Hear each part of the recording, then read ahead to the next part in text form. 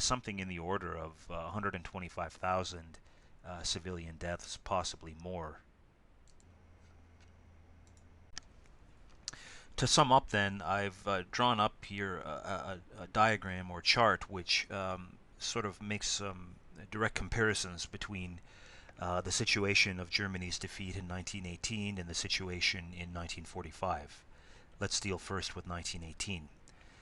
German infrastructure, roads, towns, cities, transportation, homes, all essentially intact in 1918. Fighting barely touched German soil during the First World War. And that includes aerial bombardment as well. There were some limited strategic raids over Germany, but they did very little material damage. On the other hand, German civilians, as a consequence of the Royal Naval Blockade, suffered fairly serious shortages of food and other key supplies, soap, shoes, clothing, heating fuel, since relatively early in the war. This was already being felt in 1915, and it was quite serious by 1918. There was no wide-scale Allied invasion of German territory necessary because peace terms, armistice terms, had already been agreed upon in November 1918 before Allied troops had reached German territory. After the war, there was a limited and temporary occupation of the Rhineland, but by and large, most Germans would not have ever seen an Allied soldier. And furthermore, German soldiers tended to return home often in organized units, intact. The surviving soldiers, of course. Now, defeat was obvious to just about everybody by 1918, by the end of 1918, but in the absence of an enemy occupation, a prolonged enemy occupation, or any widespread material damage to Germany, it was later possible or convenient to forget the reality of the 1918 defeat, which was clearly the fault of the imperial government and the Army High Command and the Navy High Command, and to blame scapegoats, whether it was the political left, German Jews, etc., etc., for allegedly stabbing the German military in the back and losing the war. So there was a mythologized version of the defeat, which very quickly gained wide currency in the 1920s. Now, how does this compare to 1945? Well, even before Allied troops set foot on German soil, German infrastructure and housing were already very severely damaged by several years of strategic bombing on the part of the Royal Air Force and the U.S. Army Air Force. On the other hand, due to the widespread exploitation of slave labor, as well as the resources drawn from the occupied lands that German forces controlled for much of the war, many Germans continued to eat relatively well until quite late in the war, when acute shortages of everything became notable as a consequence in the complete breakdown of the authority structure. Compared to 1918, virtually all Germans in 1944 and 45 directly experienced invasion, either from the west or from the east. Of course, the nature of those experiences was quite different depending on what part of the country one lived in. In 1918, loss of life among civilians was generally the result of hunger. In 1945, it was generally the result of violence, whether being caught in the crossfire or directly victimized by one or the other of the invading armies. And then, compared to the 1920s and 1930s, i.e. the interwar period, defeat was impossible to forget or ignore or paper over in post-1945 Germany. The nation was literally, figuratively, psychologically in complete ruins, and occupation forces were to remain in strength on German soil for the next 4 decades. So although in both 18 and 45, Germany was soundly militarily defeated, the nature of the defeat and the consequences of defeat were rather different in each of these cases. Okay, I'll leave it there for the first part of the lecture, and we'll move on to the Pacific in the second half. Thank you.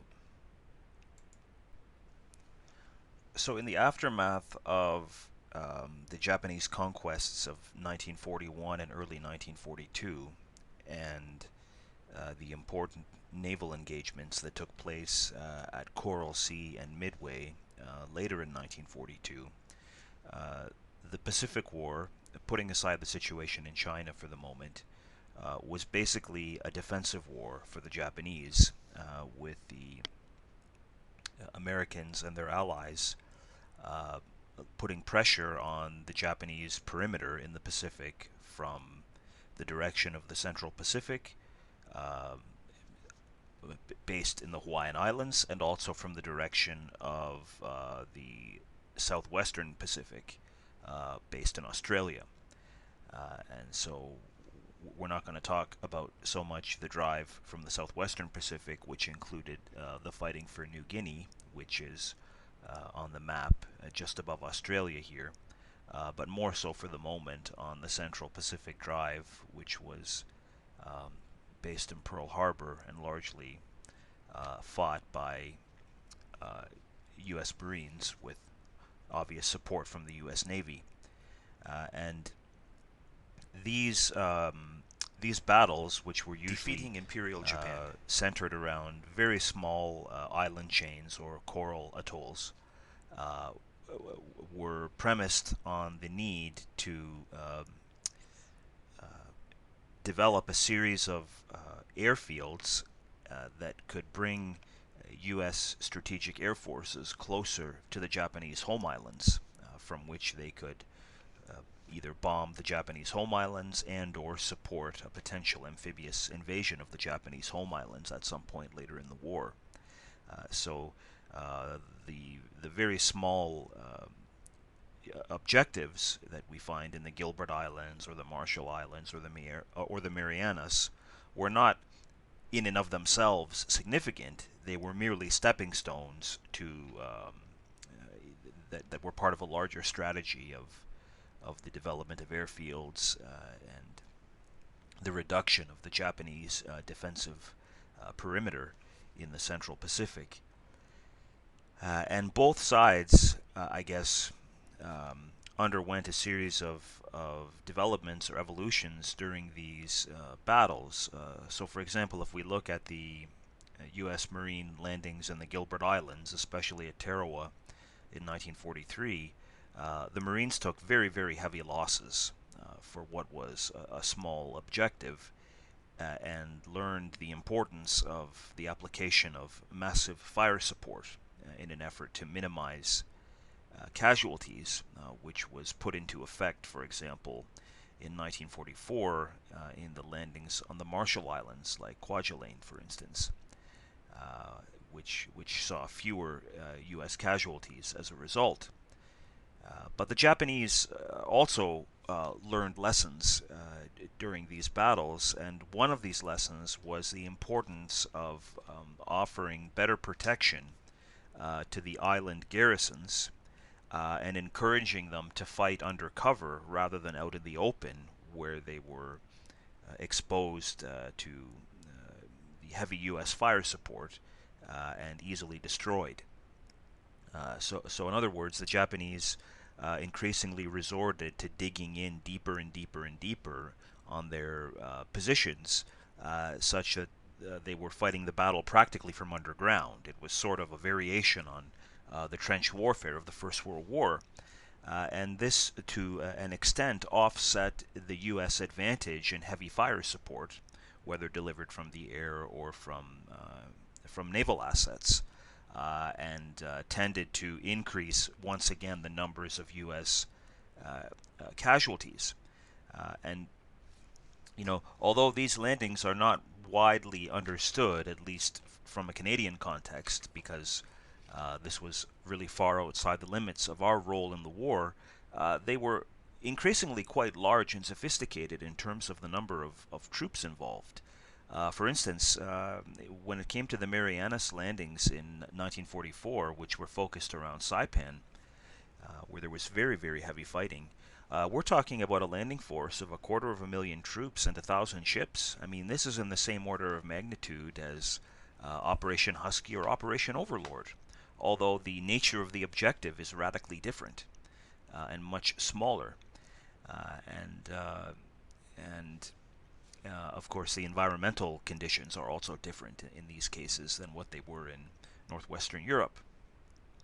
As in the Allied landings in northwest Europe in 1945 or 1944, I should say, increasingly the operations in the Central Pacific and elsewhere benefited from American air superiority. By the time of the 1944 operations, the Japanese were less and less able to challenge the U.S. Naval air superiority because the Japanese couldn't replace their losses in aircraft or trained pilots. The Japanese began the war with an excellent cadre of highly experienced pilots, but the supply of these pilots was not by any means infinite. And more by 1943 and 1944, the Japanese were sending into battle pilots who simply did not have the experience to last in battle or to have very much effect on their opponents. And because of the ease with which U.S. Navy fighters destroyed Japanese aircraft during the 1944 landings in the Marianas, the battle was referred to by the Americans as the Marianas Turkey Shoot because it was so easy to bring down the Japanese aircraft by that time in the war. So it's pretty clear that the Japanese by 1944 are experiencing a sharp military decline as far as their air power is concerned, but also in terms of their fighting power more generally. The Japanese forces which were trying to hold these island outposts in the Central Pacific could not expect anything in the way of resupply or reinforcement.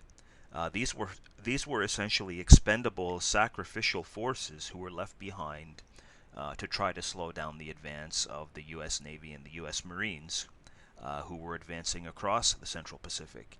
And without any kind of effective logistical support, not just in terms of resupply of ammunition and reinforcements, but just basic provision of basic food supplies and medical care, there was no way that the Japanese troops could hold out indefinitely, even if they got into a situation where there was a stalemate or a siege-like condition prevailing, because Japanese troops were increasingly ill-fed and suffering very severely from tropical diseases and especially all types of gastrointestinal diseases, which had a very significant impact on fighting power, as one would expect.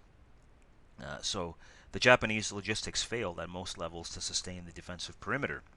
Another point that I should raise from a logistical perspective here is that even if the Japanese had a mindset to continue to reinforce these positions, they had increasing difficulty reaching them because the Japanese merchant fleet, which was necessary for these logistical functions, was being destroyed at a very steady rate by a highly aggressive U.S. Navy submarine campaign. So what the Americans were trying to do here was much like what the German submarines were attempting to do in the North Atlantic. The Germans attempted to strangle the supply arteries, the shipping lanes that were feeding reinforcements and troops into the British Isles. Now, ultimately, they did a lot of damage, but they failed to win that battle in strategic terms. The Americans, on the other hand, had much more success against the Japanese merchant fleet and merchant navy, and one of the reasons for this was the Japanese apparent refusal to adopt any sort of convoy or escort measures.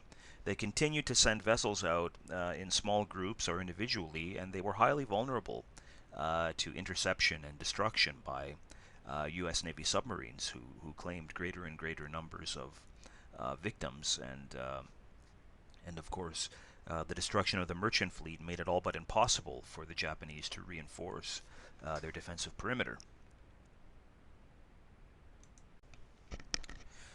So on one hand, as the American and Allied advances reached closer and closer toward the Japanese home islands, the Japanese forces were further and further stretched.